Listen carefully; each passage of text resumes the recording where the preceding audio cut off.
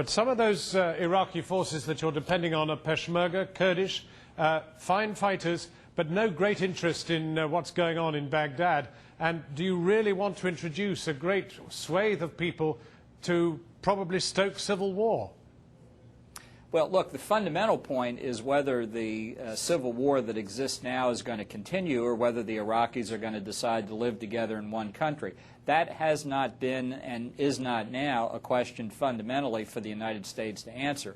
What we can do, working with the Iraqi government, is create the possibility, the climate in which that decision can be made without threat of violence. And I think this is, in effect, the last chance for the Iraqis to do that. So now this policy seems to be banking on Prime Minister al-Maliki, a man described as weak, a man who said he himself wants to quit, a man who the National Security Advisor, Stephen Hadley, said they had little confidence in.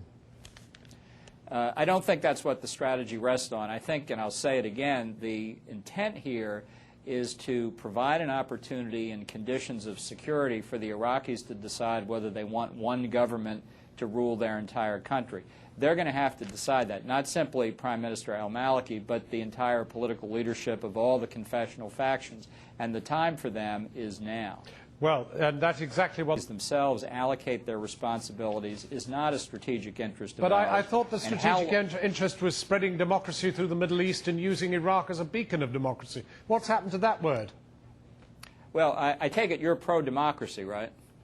It's not for me to be whatever. It's for you. Right. Okay. I just wanted to be sure you were pro-democracy. I think the strategic interest of the United States is making sure that there are not bases for terrorists with access to weapons of mass destruction. Obviously, we prefer a democratic government, but our strategic interests are what I just described. But the difficulty here is that democracy is absolutely at the heart of the stated American policy and always has been. You're saying, no, that's no longer a strategic interest. I think it has been clear for a long time that we hope to replace Saddam Hussein with a democracy. I don't know what other government the United States could replace the Saddam Hussein government with. But the notion that we have to have a particular kind of government in Iraq or a particular relationship among the Kurds, the Sunnis, and the Shias is not a strategic interest of the U.S. Of your new status, having just been into the United Nations, you've lived in the belly of the beast. You were no great friend of the way it was run. What would you do with the United Nations now? Is it a waste of space? No, I think we've seen that efforts at relatively marginal, incremental change in the UN have not succeeded. I think we now need to look at more fundamental reform. That's been my view for some time. And I do think with the advent of a new Secretary General, we have an opportunity. He comes to Washington on Tuesday to meet with the President, and I'm sure they'll have a discussion of these issues. Ambassador Bolton, thank you very much indeed for joining us.